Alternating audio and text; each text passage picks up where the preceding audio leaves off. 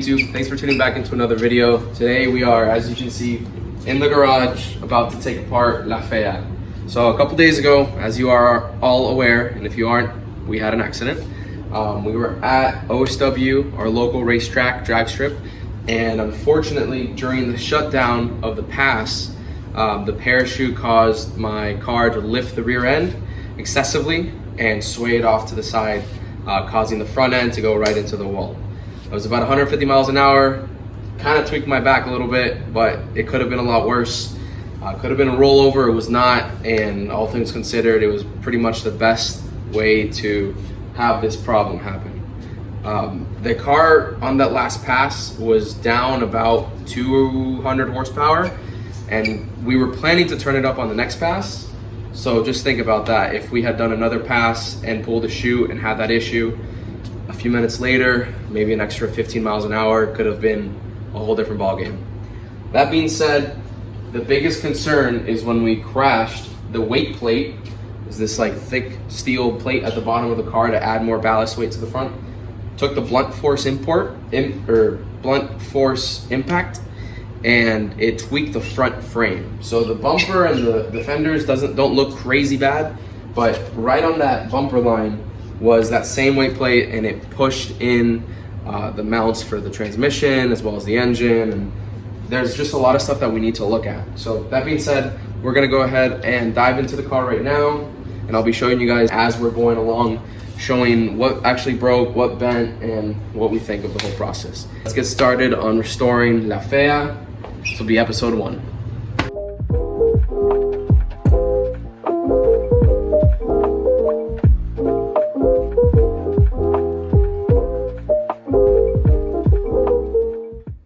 So bumper is off, fender is off, little scrape right there, a little bump right there. This is what I was saying took the blunt force hit of it. So this steel plate literally started grounding out right there. It hit, pulled the frame cap off at that spot right there, twisted the traction bar arm into the trans. Look at this, billet aluminum, twisted that. It was straight, now it's an S. Freaking crazy. Up top, not anything crazy, a little pinch right there as expected. A little bit of movement here. You can see the body work that we had done is cracked. All this is welded with a little bit of light Bondo on top just for, you know, aesthetics. But you can definitely tell that this section moved in a hair, and it even moved the space between the trans and the chassis right there. Even pinched the motor mount, and it popped this little piece off, and a couple more things. The biggest thing is gonna be seeing the front section on the bottom, how it is. The impact ripped the bolt holes out of this, ground the battery right there, which is wild. The battery survived. Broke the 2 bolt holes right there and the ones in the back. This was hard mounted straight onto the weight plate, but it held on. Shout out to Magma Tuning for the great wiring that survived. We got this loose now, and we're gonna take the battery off completely. That way, obviously, there's no electricity, and get started on there. But man, it's pretty crazy.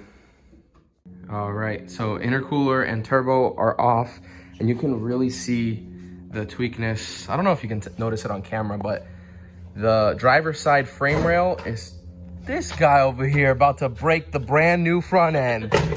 This guy. That happened when you were running away from the camera. Yeah. Anyways, yeah, so the driver's side, you can tell that this is tweaked a tad this way, and then the passenger side is severely tweaked inwards. So what happened essentially, this side hit the barrier, pushed in on both corners, pushed inwards and towards the side. Towards the side push movement made this one go outwards, and the inwards movement made all of this get bent and distorted. So you can see all the frame rail right here where it pulled out. All this is broken, and the rest of the damage right here. And we can also see that the area where the turbo mounts to has definitely been leaking. It's been leaking out of the seals right there. And the turbo itself will show you the back housing, or the back side of it, excuse me, not only has a whole bunch of oil from where it's been leaking from the seals, but it's also that gold red color from all that two-stepping and anti-lag and launches that we've been doing. So it's definitely been taking some abuse. I think I might switch to like a 6466 if I get a used one at a good deal or something to finish out the season if we're ready to go back soon, if this is salvageable quick. And in the future, do like a 6870 that can make just over 1,000 and be comfortable. That freaking $65, $70 transmission oil coming out. But she did some good work. Everything's looking pretty good. We're getting most of this out. Axles are coming out, and next would be just fuel lines, wiring harness, and mounts. And this will just literally, well, we'll pull the weight plate off in a minute. I just took the radius arms off, and next we'll be dropping it, and the engine can literally come down on those little dollies and then just be lowered down. Pretty simple.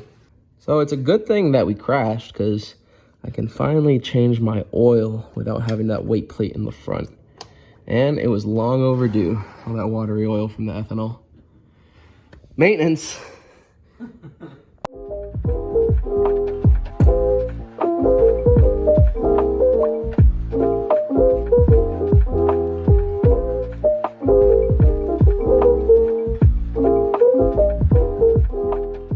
Engine and transmission are out. I'm starting to wrap up for the night. Alfonso just left.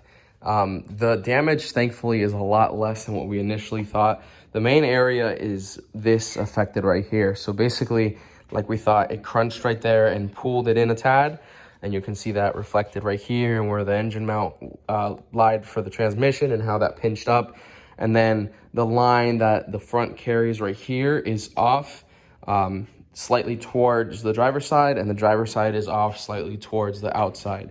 Luckily, it's not anything crazy, and we've seen a lot worse cars come out looking perfect, so I think we should be good. Now it's just a matter of getting in touch with a couple of frame shops and seeing what the best course of action is. I know a lot of people say that we should just cut the front corners and make that into a tube front, which is not something that I'm against. It's just a matter of getting someone who's able to do all that and then incorporate it to the weight plate and all the other things that need to go with it. So it's obviously a loaded decision, and we need to see what the best course of action is moving forward.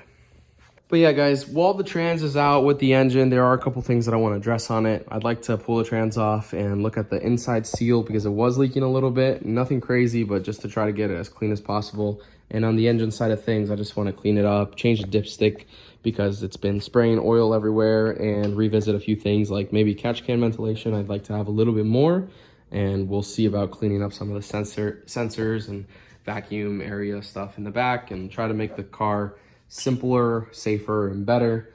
But it was super easy to pull a swap. Shout out to Alfonso for coming through. The big bulkhead connector by Magma was absolutely great. Thank you, Carlos, for such a great harness. It made it super, super easy. Literally just unplugged that, took off the nano, and pulled the engine straight out. So that was super simple. The weight plate, it is completely bent on that ear right there, as well as that one right there. And then this bracket is the only weld that failed out of my whole turbo kit that I fabricated. So OGs to the channel, you know that that piping right there, as well as the intercooler, a core, the end tanks, and everything was done by myself here at home. And all those welds seem to do pretty good, except for the tab right there. So we're gonna be refabbing that and also pressure testing everything to make sure it's all good. But I think we should be good for the night, guys. I'm really, really tired. Still also pretty sore from the crash. Today is Tuesday night. I got into the accident on Sunday night. And first day after, I was just a little body sore, like my muscles. And then the day after, which is today, second day, my back was hurting a little bit. So I'm gonna go see if I can see a doctor and make sure that I'm all good. I think I just need like an adjustment or something, and we'll go from there. But yeah, that's gonna sum up the video for today, guys. We will be rebuilding the car soon. Like I said, we are on a mission. I want to get it out as soon as possible. Huge shout out to all my supporters, and a lot of you guys have reached out via Instagram or Facebook. Just want to say I really, really appreciate you guys reaching out to me, all the kind words, all the good love, and it's been touching to see how as a community we can all come together, and I really, really appreciate your guys' support. Please leave me a comment down below. Let me know what you think. Let me know what you think we should do with the car. What do you think we should do for safety? If you have any tips, please, I'm all ears. And, you know, stay tuned for the next video. We'll be back shortly. Also have another build that another video should be coming out soon for my wife's car. You guys stay tuned for that, and we'll see you on these next videos.